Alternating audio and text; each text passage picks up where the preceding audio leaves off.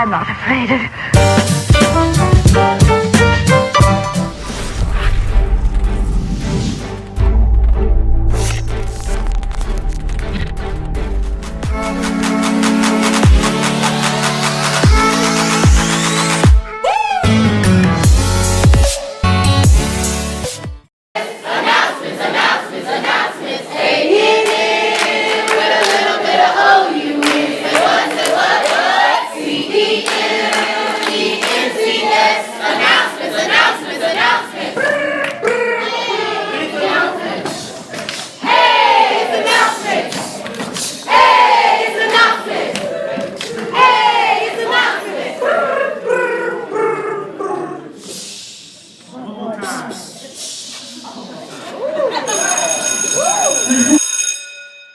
Good morning, Falcons. Today is Monday, February 13th, 2017.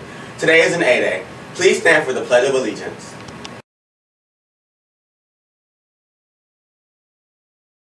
I pledge allegiance to the flag of the United States of America and to the republic for which it stands, one nation, under God, indivisible, with liberty and justice for all.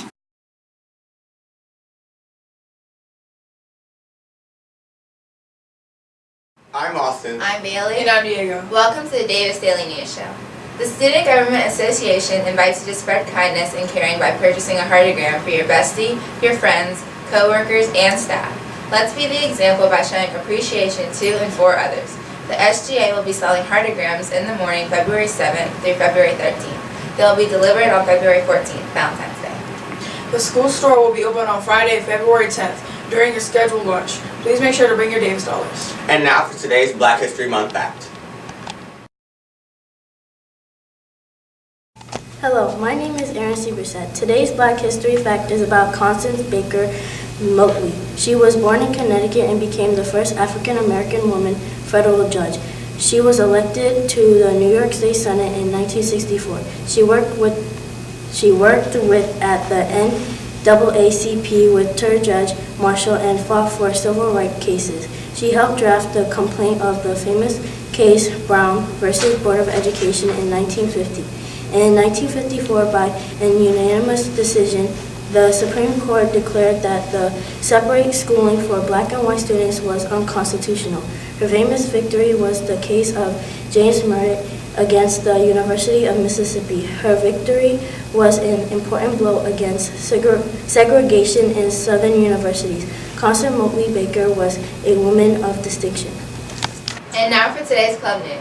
The Charles County Winter Chess Tournament will be held on Saturday, February 25th at Thomas Stone High School. Please grab an informational flyer from the library and see Mr. Gerhardt if you have any questions. You must register before February 22nd to participate. Math Counts members, please be advised that we have changed the date of our pizza party to Thursday, February 16th in Mrs. Miller's room. Please bring your $5 to Mrs. Miller no later than Tuesday, February 14th. Please see Mrs. Miller if you have any questions. Interested in joining the newspaper club? Davis is looking for motivated students that have an interest in researching, reporting, and writing. Please stop by room A129 located on Administrative Avenue to talk to Mr. Warren for more details. Falcons, continue to soar with safety by entering and exiting classrooms quietly and walking in the hallways. Falcons, soar to excellence. Have a great day, Falcons.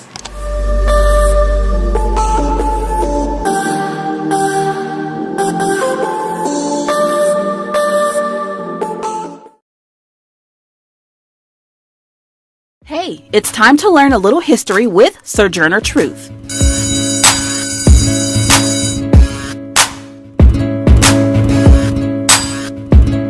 In history, standing up and being a leader wasn't always easy, especially for a woman named Sojourner Truth. Sojourner Truth was an abolitionist and women's rights activist who stood up for women and African Americans to be treated as equal. Now, starting off, Sojourner Truth was born in 1797 in the state of New York. Now, the entire time I have been calling her Sojourner Truth, but that was not her name at birth. Sojourner Truth's real name at birth was Isabella Baumfree. Her parents were Elizabeth and James Baumfree, and like many African Americans during this time in history, they were slaves. She had a big family with 12 siblings, but Sojourner was eventually sold to Johnny Lee at the age of 9 for $100 and a herd of sheep. For Sojourner, learning was hard. Sojourner had it really tough with the family she was sold to.